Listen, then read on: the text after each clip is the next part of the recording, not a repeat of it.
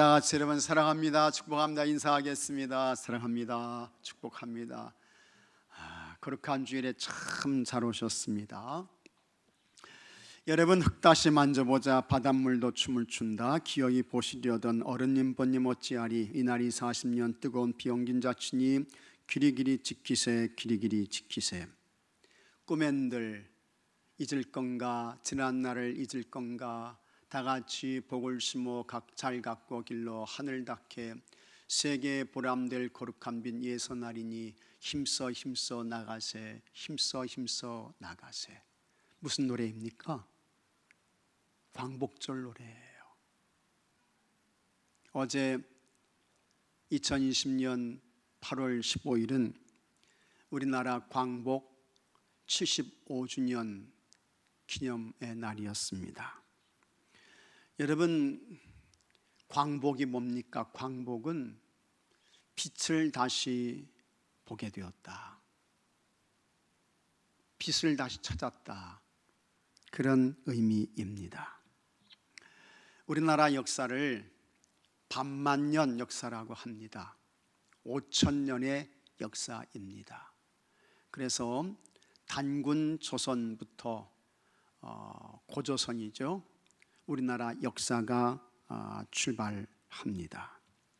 그 후에 고구려 백제 신라 시대를 살게 되는데 삼국시대라고 합니다. 이때는 주후 57년부터 주전 57년부터 주후 668년까지입니다. 그 다음에 신라에 의해서 삼국 통일이 되죠. 그래서 이 백제도 신라에 의해 망하게 됩니다. 이때를 통일 신라 시대라고 부릅니다. 주후 668년부터 935년까지예요. 그 다음에 우리나라 역사가 고려 시대로 이어지게 되는 것입니다. 고려 시대가 끝나고 조선 시대가 열립니다. 그래서 흔히 조선 왕조 500년 그렇게 부릅니다. 그것이 1392년부터 1897년까지입니다.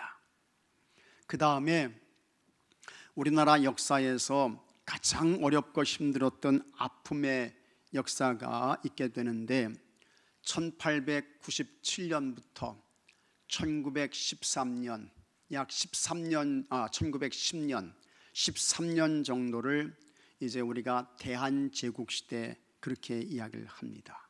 대한제국시대. 이때에는 세계의 열강들이 식민지를 이제 지배하면서 세력을 왕성하게 확장시켜 나가던 시대였습니다. 우리나라도 그와 같은 비극을 피할 수 없었습니다. 그래서 우리나라가 1905년에 일본과 을사늑약을 체결하게 됩니다. 흔히 이제 을사보호조약 그렇게 이야기를 하는데, 일본의 입장에서는 을사보호조약이고 우리나라 입장에서는 을사늑약이었습니다. 여기 늑자는 굴레를 씌우는 늑자예요. 그래서 일본이 우리나라에 굴레를 씌워가지고 올가미를 씌운 거죠. 모든 외교권을 박탈하게 됩니다. 그러면서 실질적으로 이때부터 우리나라가 일본의 지배와 통치를 받게 돼요. 그러다가 5년이 지난 후에 1910년이죠. 8월 29일입니다. 우리나라가 일제에 의해서 강제 점령을 당합니다. 그래서 한일 합방을 우리가 이제 당하게 되는데, 그때에 이 한일 병합의 그 조약의 내용을 보게 되면 여러분 참 기가 막혀요. 너무너무 기가 막힙니다. 제1조가 이렇게 되어 있습니다. 제1조, 한국 황제 폐하는 한국 정부에 관한 모든 통치권을 완전 또는 영구히 일본 황제 폐하에게 양여한다. 이게 1조예요.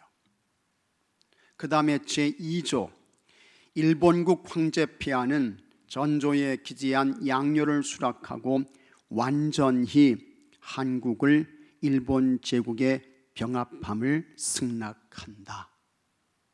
참 기가 막힙니다. 정말 완전히 혹은 영구히 일본에게 모든 주권 다 넘겨준다는 거예요.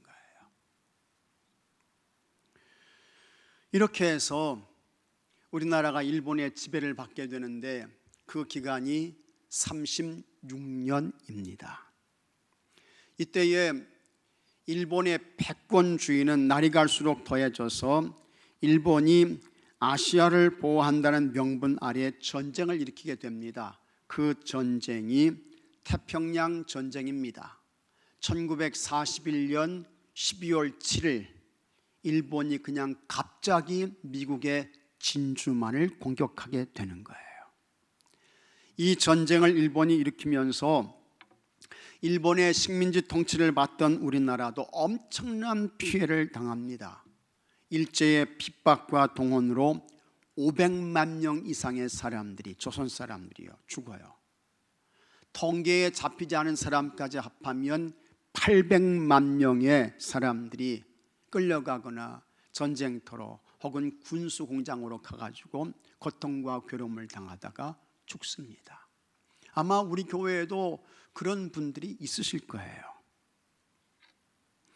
태평양 전쟁이 계속되는데 1945년에 41년에 전쟁이 일어났잖아요. 45년에 미국이 일본한테 너 항복해 이야기를 합니다. 그런데 일본이 안 들어요. 듣지 않습니다. 일본은 끝까지 전쟁에서 승리하겠다는 그런 생각을 가지고 있었습니다. 그때에 미국의 대통령이 해리 트루먼이었는데 이 트루먼이 도저히 일본을 그냥 두면 안 되겠다 해가지고 일본에 원자폭탄을 떨어뜨릴 것을 명령합니다. 그래가지고 1945년 8월 6일 날 8월 6일입니다.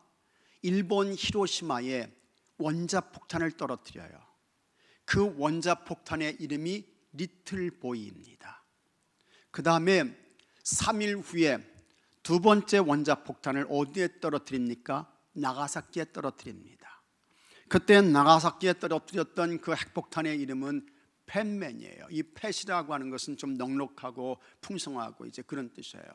그래서 이 팻맨을 8월 9일 날 나가사키에 투하하게 되는 것입니다. B-29 비행기에 싣고 와가지고 약 1km 900m 그 상공에서 이 핵 원자폭탄을 떨어뜨리게 되는 것입니다.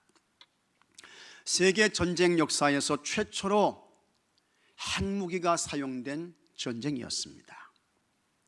그때 미국이 사용했던 핵무기의 위력은 TNT 다이너마이트 13킬로톤의 화력으로 반경 1.6km 안에 있는 모든 건물이 다 파괴됐어요. 히로시마에 떨어진 원자폭탄으로 여러분 놀랍습니다. 16만 6천 명이 사망해요. 지금의 핵무기는 이런 핵무기의 100배, 1000배가 됩니다. 그러니까 굉장하죠. 하나 떨어지면 50만 명, 100명이 죽어요. 이게 핵의 위력이에요. 엄청납니다. 그때의 히로시마에 35만 명의 인구가 살고 있었는데 16만 6천 명이 죽었다는 것은 47%의 사람들이 죽었다는 이야기입니다. 건물은 69%가 파괴되었습니다. 나가사키도 다르지 않습니다. 나가사키에서도 8만 명의 사람들이 죽습니다. 이 나가사키에는 많은 군수 공장들이 있었어요. 그래서 여기에 이제 핵을 떨어뜨리게 되는데 이 핵무기로 인해서 8만 명의 사람들이 죽고 공장들이 파괴되고 그러면서 이 핵이 폭발할 때에 3,900도 이상의 열이 발생합니다. 그러면 사람이고 건물이고 3,900도의 열이 닿게 되면 그냥 다 녹아버려요. 한순간에 재가 됩니다. 이게 핵무기인 것입니다. 이렇게 되니까 일본이 더 이상 버틸 수가 없는 거예요. 그래서 1945년 8월 15일 일본이 무조건 항복을 선언하게 됩니다. 그리고 일본이 무조건 항복을 선언함으로 인해서 우리나라가 파리로 해방, 광복을 맞게 되는 것입니다. 흑암의 땅에 다시 빛이 찾아왔습니다. 나라를 회복했습니다. 그때 다 일본 이름으로 바꿨잖아요. 근데 이름을 찾았어요. 말을 찾았습니다. 역사를 찾았습니다. 문화를 찾았습니다. 그리고 새 나라가 시작됩니다. 그것이 대한민국입니다. 그러면 여러분, 어떻게 우리나라가 이와 같은 광복을 맞을 수 있었을까? 우리나라에 찾아온 광복이 하나님의 전적인 은혜이고 역사인 것을 반드시 믿으셔야 합니다. 꼭 믿으셔야 돼요. 하나님의 은혜예요. 하나님의 역사인 것입니다. 물론 많은 사람들이 나라의 독립을 위해 싸웠습니다. 감옥에 갇혔고 순국했고 상해에 임시정부도 세우고 18살 우리 영명학교 출신 유관순 열사 태극기를 나눠주면서 만세운동 부르고 1920년 9월 28일 매를 맞아가지고 서대문 형무소에서 죽게 되는데 많은 사람들이 고생했죠. 애썼죠.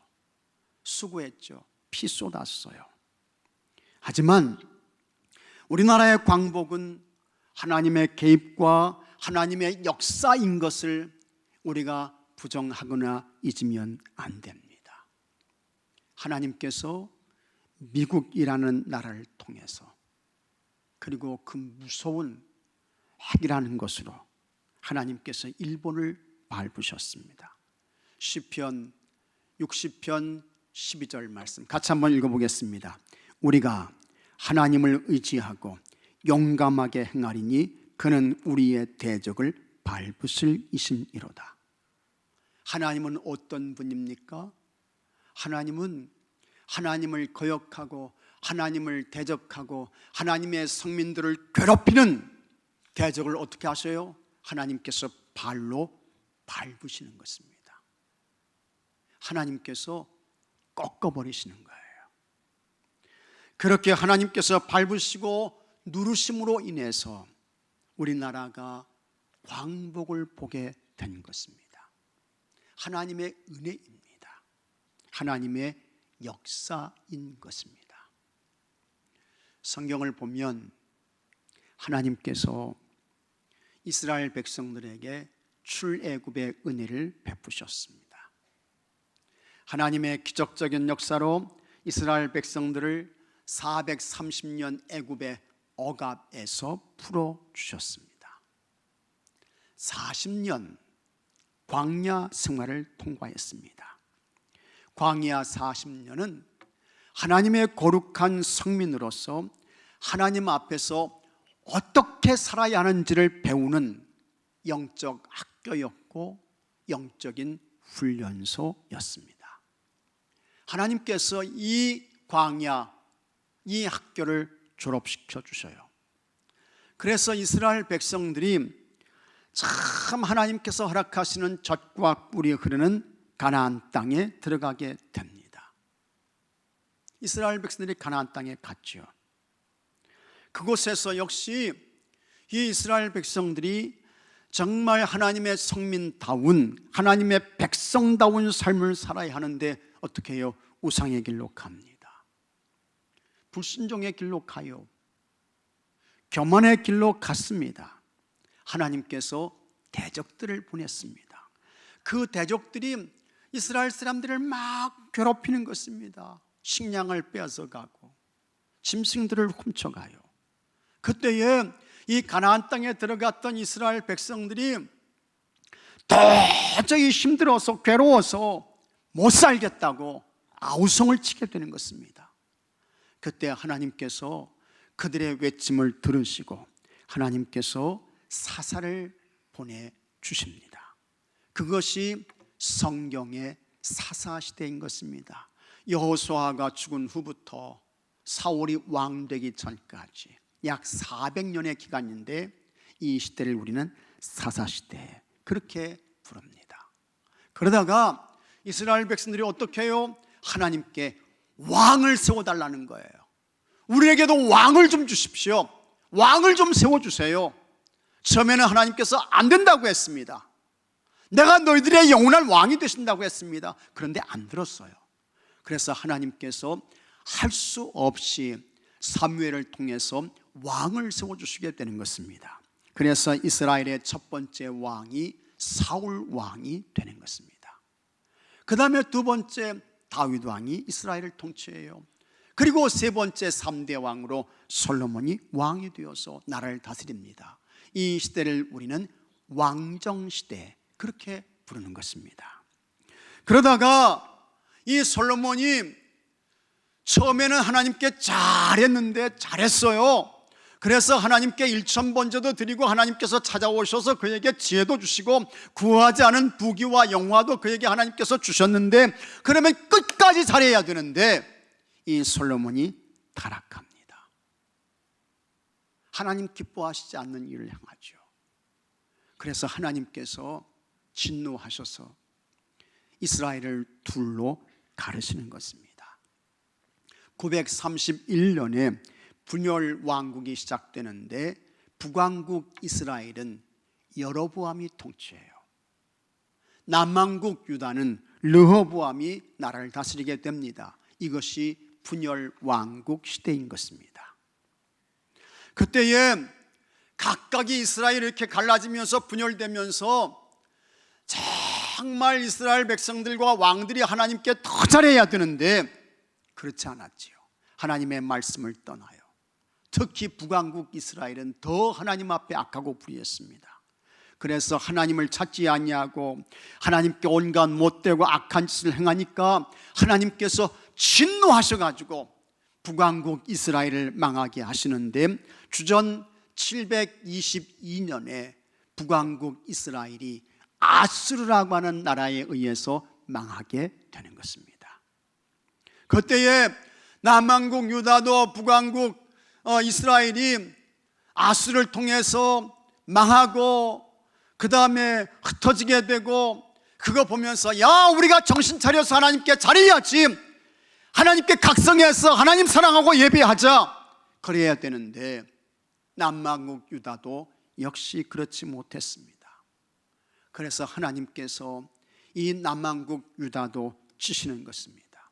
그때 하나님께서 사용하셨던 도구가 바벨론의 느부갓네살 왕이었습니다. 느부갓네살이 제1차 이 유다 나라를 침략하게 되는데 605년에 제1차 침략이 있게 돼요. 많은 사람들을 죽였습니다. 많은 사람들을 포로로 끌어갔습니다. 그리고 주전 597년에 제2차 바벨론의 침략이 있게 됩니다. 그리고 제3차 침략이 589년에 있게 됩니다. 589년에 느부갓네살 왕이 제3차 침략을 하는데, 그때에 2년 6개월 동안 예루살렘 성을 완전히 포위하게 되는 것입니다. 그러다가 586년에 남왕국 유다가 완전히 망하고 없어지게 되는 것입니다. 그때에 하나님의 성전이 불타지요. 성전이 불타버려요. 그 성전의 기구들을 바벨론이 약탈해 갑니다. 예루살렘 성벽이 무너집니다. 수많은 사람들이 죽습니다. 많은 사람들이 포로로 끌려가게 되는 것입니다. 유다 나라에 20명의 왕들이 있었습니다. 근데 악한 왕들이 훨씬 더 많았어요. 히스기야 왕이나 요시야 왕 같은 사람은 참 훌륭한 사람들이죠. 근데 악하고 불의한 사람들이 더 많았어요.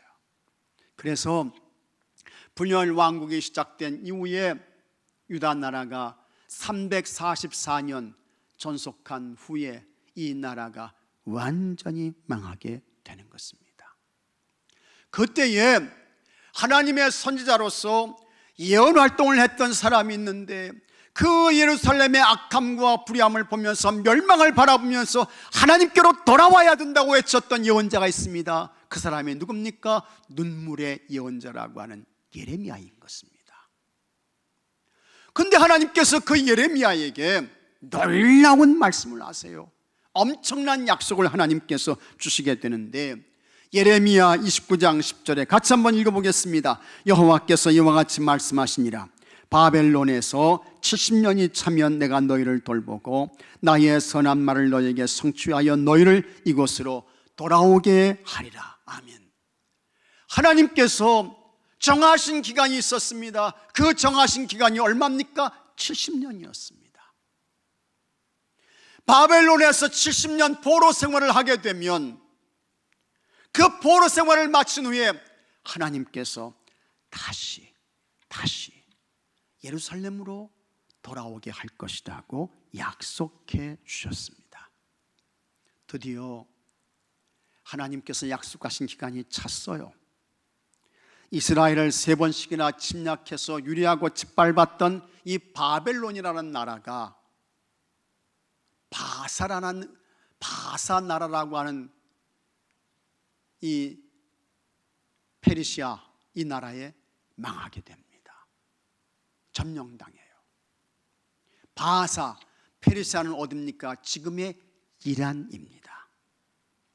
그때에 바사 나라의 첫 번째 왕이 고레스였는데, 이 고레스 왕이 칙령을 내리게 되는 거예요.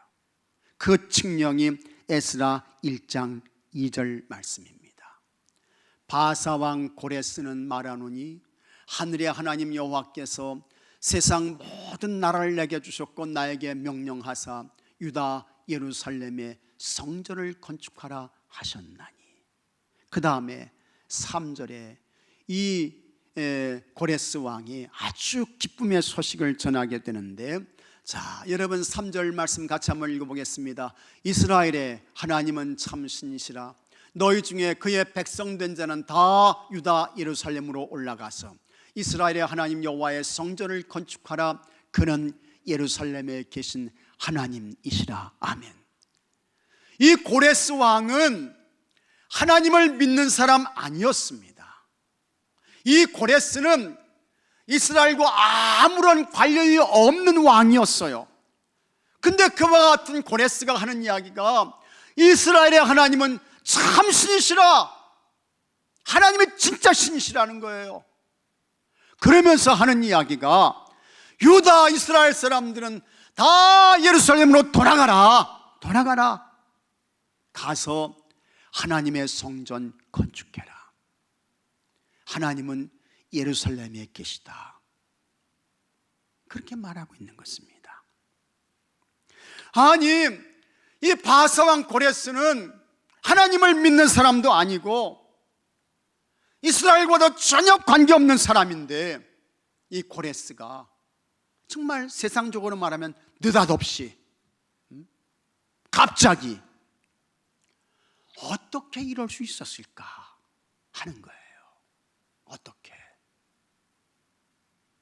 그런데 여러분, 이사야의 놀라운 하나님의 말씀이 나옵니다. 이사야 45장 1절에 이와 같은 말씀이 나와요. 여호와께서 그의 기름 부음을 받은 고레스에게 이같이 말씀하시되 내가 그의 오른손을 붙들고 그 앞에 열국을 항복하게 하며 내가 왕들의 허리를 풀어 그 앞에 문들을 열고 성문들이 닫히지 못하게 하리라. 하나님께서 고레스에게 기름 부으셨다는 거예요. 그리고 하나님께서 하시는 말씀이 하나님께서 고레스의 오른손을 붙드셨다는 거예요. 그러면서 열국을 하나님께서 고레스에게 붙여주신다고 했습니다. 열국의 왕들이 힘을 쓰지 못하고 너 고레스에게 다 항복하게 할 것이다. 하나님께서 이렇게 말씀을 하셨습니다. 그리고 3절 말씀 보면 내게 흑암 중에 보아와 은밀한 곳에 숨은 재물을 주어 내 이름을 부르는 자가 나 여호와 이스라엘의 하나님인 줄을 내가 알게 하리라. 이 말씀도 왔습니다. 하나님께서 많은 보화와 재물을 고레스에게 주신다는 거예요. 그래서 내가 너의 이름을 부르고 내가 너를 붙들어서 쓴다. 그걸 이 고레스가 알게 된다고 하는 것입니다.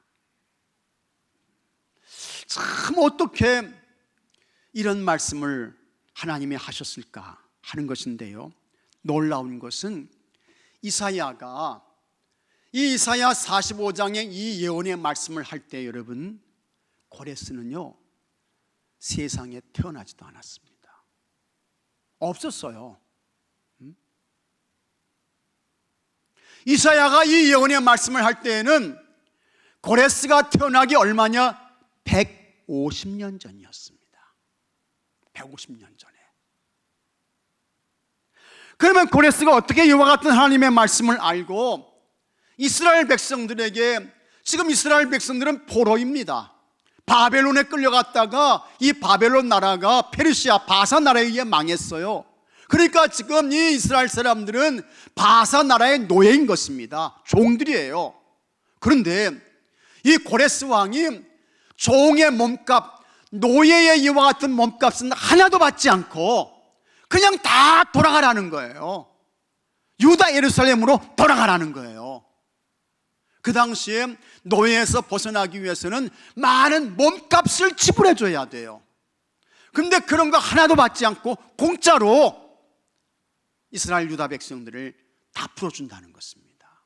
어서 돌아가라는 거예요. 아니 고레스가 어떻게 이렇게 할 수 있었을까 하는 것입니다. 근데 역사가 요세푸스에 의하면 이 고레스 왕 곁에 하나님의 말씀을 잘 아는 사람이 있었다는 것입니다. 그리고 하나님의 말씀을 잘 아는 사람이 고레스가 왕이 되었을 때에 이사야가 예언한 이 하나님의 말씀을 고레스에게 읽어줬다는 거예요. 그런데 고레스가 그 하나님의 말씀을 잘 알았던 그 사람이 하나님의 말씀을 읽어줄 때에 자기 이름이 나와요. 그리고 되어진 모든 상황을 살펴보고 맞춰보니까 자기 이야기야. 자기하고 꼭 맞는 거예요.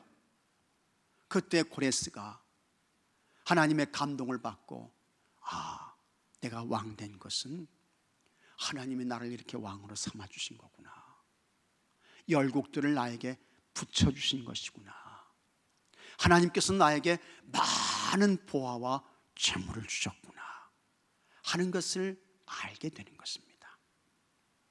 그래서 고레스가 하나도 유대인들에 대한 몸값 하나 받지 않고 공짜로 이스라엘 백성들을 포로에서 다 돌려보내주고 해방을 주게 되었다고 하는 것입니다. 그러니 여러분, 70년 바벨론 포로에서 예루살렘으로 돌아오게 된 것이 어떻게 가능했을까? 누가 하신 거예요? 누가 했습니까? 하나님께서 하신 줄로 믿으시기 바랍니다. 하나님께서 하신 거예요. 그래서 이제 유다 백성들이 바벨론 포로에서 돌아오게 됩니다. 제1차, 2차, 3차 포로 귀환이 있게 되는데, 제1차 포로 귀환이 이제 538년에, 그 다음에 458년에, 444년에 3차에 걸쳐서 있게 되는데, 제1차 포로 귀환이 주전 538년에 있게 됩니다. 이때에 무리를 이끌었던 사람이 있지요. 제사장 누굽니까?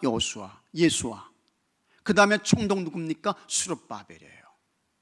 이 사람들에 의해서 49,897명이 제1차 포로에서 귀환하게 되는 것입니다. 그 다음에 이 예수와 수룹바벨이 들어와 가지고 제일 먼저 한 것이 뭡니까? 하나님의 성전을 건축하게 되는 것입니다. 시편 126편은 이스라엘 백성들이 바벨론 포로에서 돌아올 때의 그 감동과 감격을 노래한 시입니다. 1절에 여호와께서 시온의 포로를 돌려보내실 때에 우리는 꿈꾸는 것 같았도다. 여기서 가장 중요한 말씀이 있습니다. 같이 하겠습니다. 여호와께서예요. 여호와께서 시온의 포로를 돌려보내실 때 우리는 꿈꾸는 것 같았도다. 70년 바벨론 포로 생활에서 누가 돌아오게 하셨느냐? 누가 자유와 해방을 주셨느냐? 하나님께서, 여호와께서 주셨다는 것입니다. 이것은 여러분, 우리나라도 결코 다르지 않습니다. 누가 우리나라를 일제 36년의 억압에서 풀어주셨습니까? 누가요? 우리 하나님께서 하신 줄로 믿으시기 바랍니다. 믿으시면 큰 소리로 아멘 하세요. 하나님께서 하신 거예요. 그렇게 바벨론 포로에서 돌아올 때 이스라엘 백성들은 자기 눈을 의심했습니다. 귀를 의심했습니다. 마치 꿈꾸는 것 같았습니다. 이게 꿈인가? 이게 실제인가? 믿어지지 않았습니다. 2절에 같이 읽겠습니다. 그때에 우리 입에는 웃음이 가득하고 우리 혀에는 찬양이 찼었도다. 그때 문나라 가운데서 말하기를 여호와께서 그들을 위하여 큰 일을 행하셨다 하였도다. 여러분, 70년 바벨론 포로 생활, 노예 생활을 할 때에 참 이스라엘 백성들에게 웃음이 있었을까? 기쁨이 있었을까? 즐거움이 있었을까? 언제 우리가 예루살렘에 돌아가지? 언제 우리가 가서 하나님 앞에 마음껏 찬양하며 예배드릴 수 있지? 기쁨이 없었어요. 즐거움이 없었어요. 그런데 이제는 그 모든 억압과 포로에서 예루살렘으로 돌아오는 것입니다.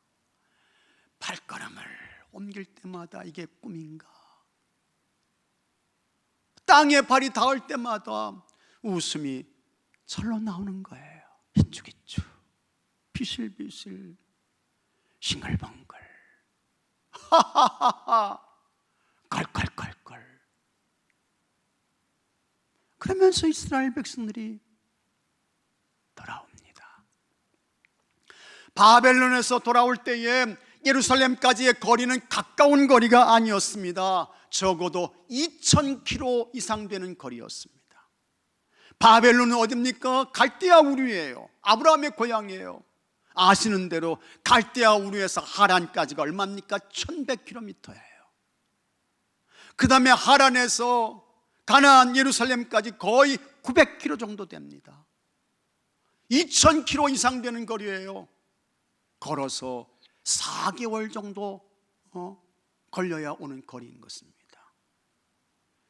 4개월 정도 걸어서 와야 돼요. 날은 덥죠. 이고 지고 들고 가야 할 짐들도 꽤 많습니다. 그러나 여러분, 그래도 예루살렘으로 돌아오는 이스라엘 백성들은 하하하하 껄껄껄껄 웃음이었습니다. 이게 꿈인가? 이게 실제인가? 그러면서 예루살렘으로 돌아온 거예요. 자들은 돌아오면서 하나님을 찬양합니다. 3절에 같이 읽겠습니다. 여호와께서 우리를 위하여 큰 일을 행하셨으니 우리는 기쁘도다. 여호와께서 우리를 위하여 큰 일을 행하셨으니 우리는 기쁘도다. 우리는 기쁘도다. 찬송하면서 돌아오는 것입니다. 큰 일을 행하신 하나님을 찬양하는 거예요. 하나님은 큰 일을 행하시는 분이십니다. 여러분, 세상의 모든 거 하나님이 창조하셨어요. 큰 일을 행하시는 하나님이셔요. 여러분을 만드셨어요. 큰 일을 행하신 하나님이 하시는 것입니다. 하나님께서 출애굽의 역사를 이루셨습니다. 홍해를 가르셨습니다. 마른 땅으로 이스라엘 백성을 건너게 하셨습니다. 흘러넘쳤던 요단 강물 멈추게 하시고 이스라엘 백성들을 건너게 하시고 여리고 성 무너뜨려 주시고 다 하나님께서 하신 큰일입니다. 그리고 하나님께서 여러분을 위해서 행하신 큰일이 있습니다. 지상 만민 가운데에서 여러분들을 택하시고 나를 뽑아주셔서 예수님 믿게 하시고 하나님 자녀 삼아주시고 영원한 하나님 나라 천국의 사람 되게 해주시고, 여러분 하나님께서 행하신 너무 큰 일인 줄로 믿으시기 바랍니다. 최고의 큰 일을 행하신 거예요. 우리나라에도 해방을 주시고 우리나라에 구원의 복음을 주셨습니다. 여러분 그 복음 때문에 이 나라가 여기까지 오게 된 것입니다. 흑암에서 벗어나고 무지와 가난에서 탈출하게 되었던 것입니다. 여러분들이 정말 하나님 앞에서 간절히 기도하는 마음으로 하나님께 여쭤보십시오. 하나님, 우리나라에 복음을 주지 않았다면 이 나라가 어떻게 되었을까요? 내가 어떤 인생이 되었을까? 정신이 아찔해집니다. 이 나라에 복음이 없었다면 우리는 여전히 가난과 무지와 흑암에서 벗어나지 못했을 것입니다. 틀림없어요. 사실입니다. 그런데 여러분, 하나님께서 우리나라에 해방 전까지 1,500명의 선교사님들을 보내주셨습니다. 아십니까 여러분? 1,500명의 선교사님들이 오셨어요. 조선 땅에. 그 선교사님들이 오셔서 하나님 말씀 전합니다. 구원의 복음 전하고 자유를 설교하고, 하나님께 기도는 이렇게 하는 것입니다. 가르쳐 주었고요. 그러자 이 나라가 그때부터 깨어나기 시작한 것입니다. 이제는 우리나라가 여러분 세계에서 200개 나라 중에 10위의 나라가 되었습니다. 믿어지십니까? 10등 나라가 됐어요. 믿어지시나요? 꿈꾸는 것 같아요. 꿈꾸는 것 같아요. 근데 사실이에요. 우리의 현재의 모습을 생각하면 아무리 여러분 힘들고 어렵다고 하지만 참 이런 은혜를 주신 하나님을 생각하면 껄껄껄 이쭉이쭉 싱글벙글 웃음이 나게 되는 것입니다. 그리고 이제는 우리 한국교회가 세계에 3만 명의 선교사님들을 보내고 있습니다. 3만 명의. 앞으로 이제 내년 2021년도에 우리 교회에서도 선교사님 파송합니다. 선교사님 파송이에요. 우리가 못 가니까 선교사님이 가셔서 복음 전하고 영혼 구원하시고 하나님의 일 마음껏 하십시오. 선교사님 우리가 파송합니다. 그리고 복음의 빚을 졌잖아요. 그 빚을 갚기 위해서 우리 교회가 이제 해외에 교회를 개척하게 됩니다. 창립 70주년을 기점으로 해서 2020년부터 21년, 22년까지 교회를 세우게 되는데,